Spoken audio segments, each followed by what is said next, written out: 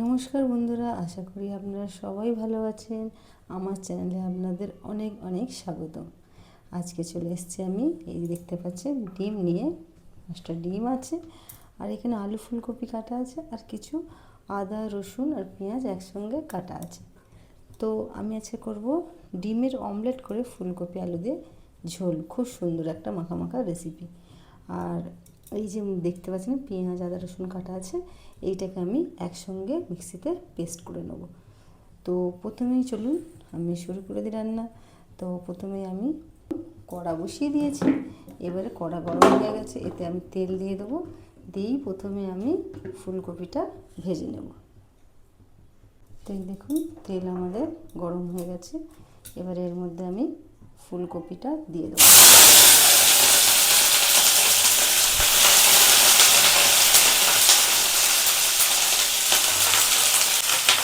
তো ফুলকপিটা ভাজা হতে হতে আমি একটু এতে অল্প করে নুন আর হলুদ একটু দিয়ে দেবো। দিয়ে ভালো করে একটু নেড়ে দেবো। যে হলুদটা দিলাম, যে ফুলকপিটা বেশ ভালো লাগে দেখতে, ভাজা হলে একটু লাল লাল লাগবে। কেন হলুদ লাগলে যতই ভাজি ফুলকপিটা ফ্যাকাশে সাদা রঙ হয়ে থাকে, এই জন্য একটু হলুদটা আমি দিয়ে দিলাম। এবার দেখতে খুব সুন্দর লাগবে ভাজা হলে ফুলকপি। মিক্সিতে আমি এই মশলাটা পিষে নেব, ততক্ষণ ফুলকপিটাও ভাজা হয়ে যাবে। বন্ধুরা পুরো ভালোভাবে আমি মশলাটা মিক্সিতে পিষে নিয়েছি। এবারে আমি রেখে নেব। এবার চলুন দেখি ফুলকপিটা কত দূর হলো। তো এই দেখুন বেশ সুন্দরভাবে ভাজা ভাজা কিন্তু হয়ে যাচ্ছে, লাল লাল হয়ে গেছে ফুলকপিগুলো, বুঝতে পারছেন? এবারে আমি এটাকে নামিয়ে নেব। এই দেখুন কি সুন্দর একদম ভাজা হয়ে গেছে, দেখছেন? খুব সুন্দর ভাজা হয়েছে। এরমভাবে ভেজে নেবেন, তাহলে ফুলকপির যে ভ্যাপসা গন্ধটা আছে একদম চলে যাবে। এবার আমরা ওই সেম কড়াতে আর একটু তেল দিয়ে দেবো। এবার তেলটা আমি অল্প দিলাম, কেন ফুলকপিতে অনেকটাই তেল বেরোবে যখন ঝোলে দেবো, তো অনেকটাই তেল টেনেছে। এবারে এই তেলটার মধ্যে আমি একটু গোটা জিরে দিয়ে দেবো।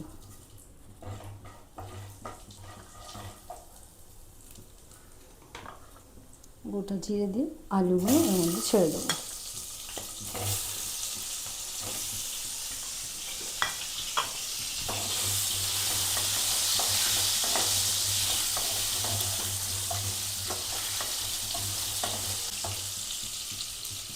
এবারে আলুগুলো একটু ভালো করে ভেজে নেব।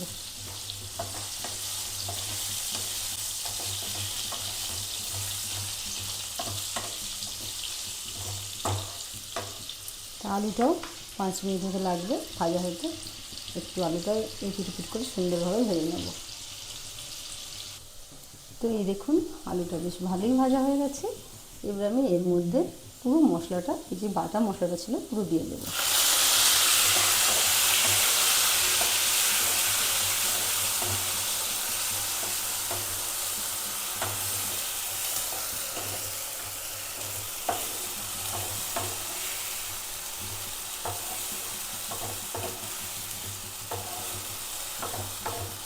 মশলাটা পরিমাণ মতো একটু অনেকটাই দিয়েছি, কেন অনেকটা ফুলকপি আছে, আলু আছে, আবার একটা ঝোল হবে, আবার একটা ডিম পড়বে। আর জানেন তো এখন তো সিজনের ফুলকপি না, এখন তো অফ সিজন হয়ে গেছে, তাই এখন একটু মশলা দিয়ে না রান্না করলে খুব একটা ভালো লাগে না। তাই জন্য একটু মশলাটা আমি পরিমাণ মতো একটু বেশিই দিয়েছি, কিন্তু এত বেশি না যে খুব রিচ হয়ে যাবে, এমন পরিমাণ দিয়ে যাতে খুব বেশিও মনে না হয় আর একদম খুব ফিকা ফিকাও না মনে হয়।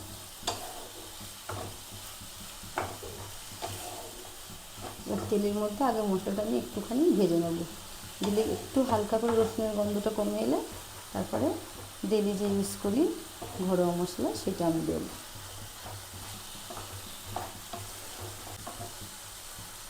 তো বন্ধুরা আপনারা যদি আমার এই চ্যানেলটাকে দেখতে থাকেন বা ভালো লাগে, তাহলে অবশ্যই একটা কমেন্ট করে জানাবেন। আপনাদের ছোটো ছোটো কমেন্টগুলো আমাদের এতটা উৎসাহ দেয় যে আবার নতুন কিছু করার জন্য খুব ইচ্ছা হয়, খুব ভালো লাগে। এই সারাদিন জার্নি, 3টে বাচ্চাকে নিয়ে সংসারের সব কাজটা সামলে এই যে ব্লগ করার যে একটা ক্লান্তিভাব তখন চলে যায়। তখন ওই আপনাদের কমেন্টগুলো কথা মনে পড়লে যেন ওইগুলো ভাবলে তখন আরও যেন রান্নাটা করতে ইচ্ছা হয়, যতই সময় থাকুক করি একটু। আর আমাদের হাউস ওয়াইফের কাছে তো এই রান্নাটাই সবচেয়ে বড় ব্যাপার না? রান্নাটা একটা মানে বলতে পারেন আমাদের হাতের একটা, যেরকম কলেজে অনেক অনেক কিছু পারে, তা আমাদের কাছে রান্নাটাই হচ্ছে সবচেয়ে বড় একটা গুণ। রান্না করি আমরা, নানা রকম রান্না নতুন নতুন ট্রাই করি বাচ্চাদের, স্বামীদের মন পছন্দ মতো। আর আপনারা কেউ কেউ কমেন্ট করেছে, আমার খুব ভালো লেগেছে, এত সুন্দর সুন্দর করে কমেন্ট করেছেন। আমার নতুন চ্যানেলে যে পরিবারের নতুন যেমন যে চ্যানেল খুঁজে তার সঙ্গে যে আপনারা যে সাপোর্ট করেছেন, এটা খুব ভালো লেগেছে। যারা যারা আমাকে এত সুন্দর সুন্দর কমেন্ট করেছেন তাদেরকে অনেক অনেক ধন্যবাদ। এইভাবেই আমার কাছে থাকবেন।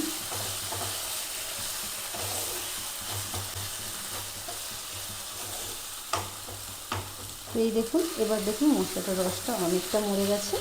এবার আমি এর মধ্যে বাকি মশলাগুলো দিয়ে দেবো। এই দেখুন হলুদ গুঁড়ো, হলুদটা যেহেতু আগে ফুলকপিতে দিয়েছি তাই বেশি পরিমাণ না, একটু কম পরিমাণে দেব। দিচ্ছি একটু, এটা ঘরেরই আমার একদম তৈরি করা জিরে গুঁড়ো। আমি এই জিরে গুঁড়োটা রোদে একটু গরম করে ঘরেই করে রাখি, কেন বাইরের জিরে গুঁড়ো আমি খাই না, বাইরের জিরে গুঁড়ো ওরকম টেস্ট পাই না। আর একটু দিচ্ছি ধনে গুঁড়ো। এই ধনে গুঁড়োটাও আমার সেম যেরকম জিরে করি সেরকম ধনে গুঁড়োটাও আমি ঘরে করি। আর দিয়ে দেবো একটু লঙ্কা গুঁড়ো।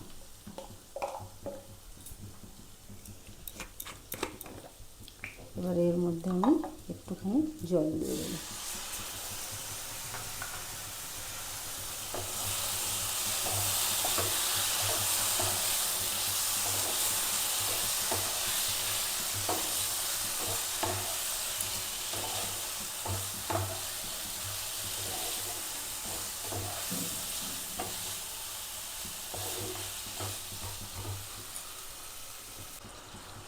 এটা আমি ভালো করে একটু কষবো।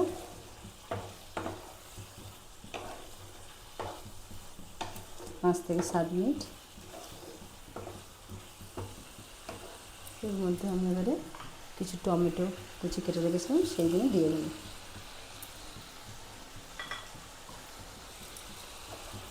দিয়ে মশলাটা ভালো করে কষবো যতক্ষণ না পুরো মশলার কাঁচা কাঁচা গন্ধটা চলে যাচ্ছে। তবে হালকা করে একটু জল দিয়ে দেবেন যখনই শুকনো মশলাগুলো দেবেন, দিলে মশলাটা পুড়ে যাবে না।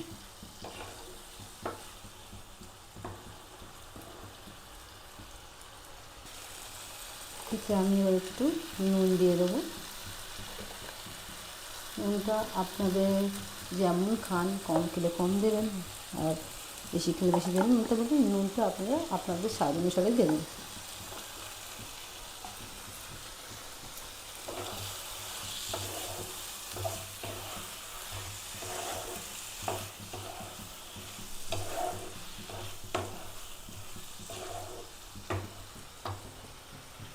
তো বন্ধুরা এই দেখুন খুব সুন্দরভাবে মশলাটা কষা হয়ে গেছে, একদম দেখতে পাচ্ছেন শুকিয়ে শুকিয়ে এসছে মশলাটা, এবং জল দিয়ে নিয়ে খুব সুন্দর মশলাটা কষা হয়েছে। এবারে যে আমরা এতে যে ফুলকপিটা ভাজা ছিল ওইটা আবার দিয়ে দেবো, ওইটার সঙ্গে একটু নাড়িয়ে নেব মশলাটা।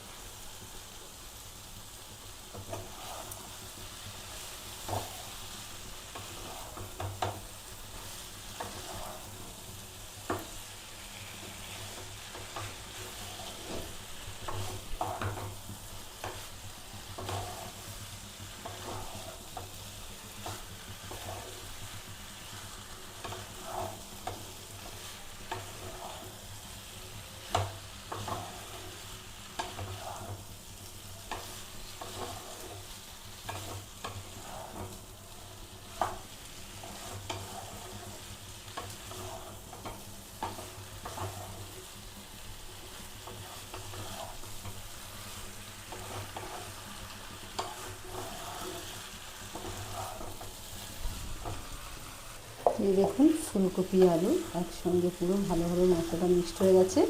এবার আমি এতে জল দিয়ে দেবো।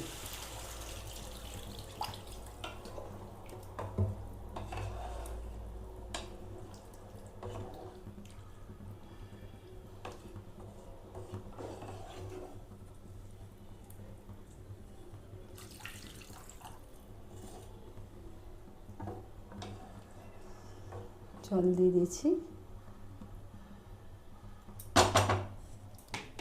এইটা এবার আমি চাপা দিয়ে দেবো।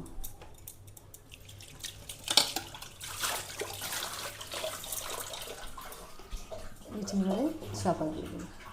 এবার এটা একটু আলু আর ফুলকপিটা পুরোপুরি বরাবর সেদ্ধ হয়ে যাবে। তো এবারে আমি ডিমের অমলেটটা রেডি করবো। চলুন দেখতে থাকুন বন্ধুরা। আমি এবারে দেখুন ঝোলটা তো হচ্ছে, এবার আমি ডিমটা ফাটিয়ে নেব অমলেট করার জন্য।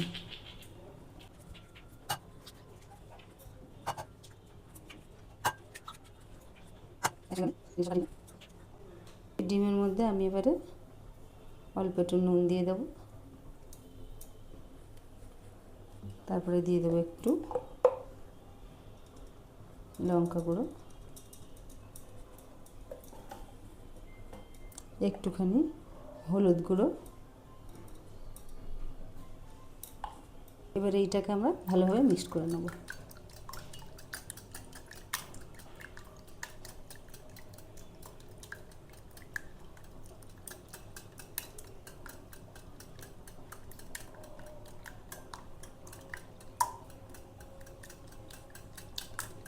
তোমরা দেখতেই পাচ্ছেন পুরোপুরি মিক্সড হয়ে গেছে, ডিমটা এবং সুন্দরভাবে মিক্সড হয়ে গেছে।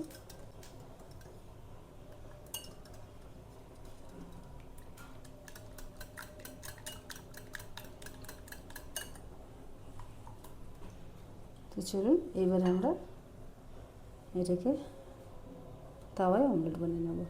এই দেখুন তরকারির পাশে আমরা তাওয়াটা বসিয়ে দিয়েছি। এবার তো তেল দিয়ে দেবো।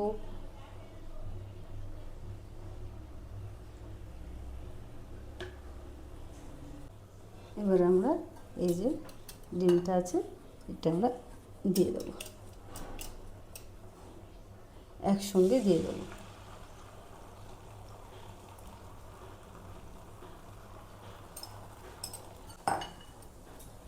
এবার এটা একদম লো ফ্লেমে দিয়ে দেবো, আস্তে আস্তে হবে। ডিমটা ফুলে বেশ খুব সুন্দরভাবে ফ্রাই হয়ে যায়। আর অতিরিক্ত জোরে দিলে নিচে পুড়ে যাবে, কিন্তু ওপর থেকে হবে না ডিমটা, তাই একদম লো ফ্লেমে করে রাখবো। তো এই দেখুন কি সুন্দর দেখছেন, ফুলে গেছে পুরো একদম খুব সুন্দর। এই দেখুন এবার এটাকে আমি আস্তে করে একদম উল্টাবো। বন্ধুরা এটাকে দেখুন আমি উল্টে দিয়েছি, আর পিস পিসও করে নিয়েছি। এই দেখুন ছোটো ছোটো করে এবার পিস করে নেব, কেননা এটাকে তরকারি দিতে সুবিধা হয়।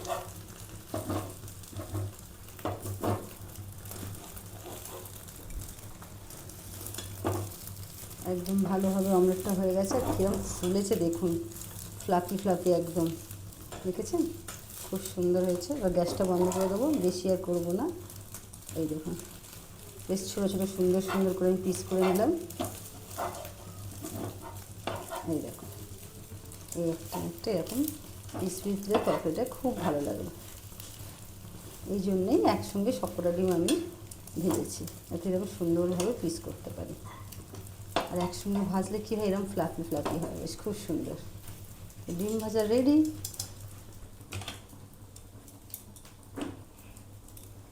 এবার চলে যাই তরকারিটার কাছে, দেখি তরকারিটা কত দূর হলো।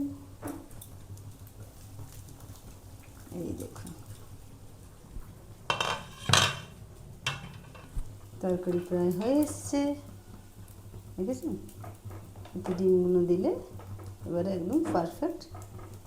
ডিমটাও তো একটু ঝোল টানে, তাই এবারে আমরা ডিমটাও দিয়ে দেবো, কিন্তু তার আগে এতে আমি একটু গরম মশলা দিয়ে দেবো।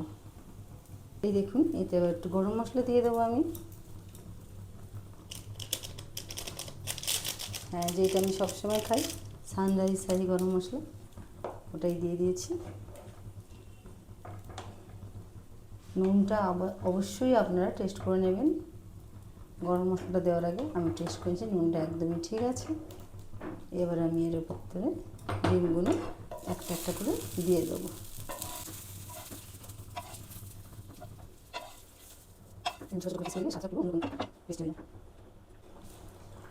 এটা আর বেশিক্ষণ ফুটতে দেবো না, আমি হালকা করে হবে, একটুখানি চাপা দিয়ে দেবো, দিলেই আমাদের তরকারি পুরো রেডি। তো এই দেখুন বন্ধুরা, আমার তরকারি একদমই রেডি, বুঝতে পারছেন? পুরো ডিমটা ফুলে গেছে, একদম ফুলে গেছে ঝুলে দিতে আরও। তো আমরা এবার এটাকে সার্ভ করব, চলুন। তো এই দেখুন বন্ধুরা, আমার তরকারি একেবারে রেডি। ধনে পাতাটা আমি একটু পরে দিয়েছি অল্প করে, যাতে গলে না যায়, দেখতে পাচ্ছেন। তো আপনাদের রেসিপিটা কেমন লাগলো আমাকে অবশ্যই কমেন্ট করে জানাবেন। ভালো লাগলে অবশ্যই এটা লাইক করে দেবেন। আর প্রতিদিন আমার এরকম চ্যানেলে নতুন নতুন রান্না দেখার জন্য অবশ্যই সাবস্ক্রাইব করে রাখবেন। তো আজকের জন্য এইটুকুই। আপনারা সবাই ভালো থাকবেন। আজকে আসছি, টাটা, বাই বাই।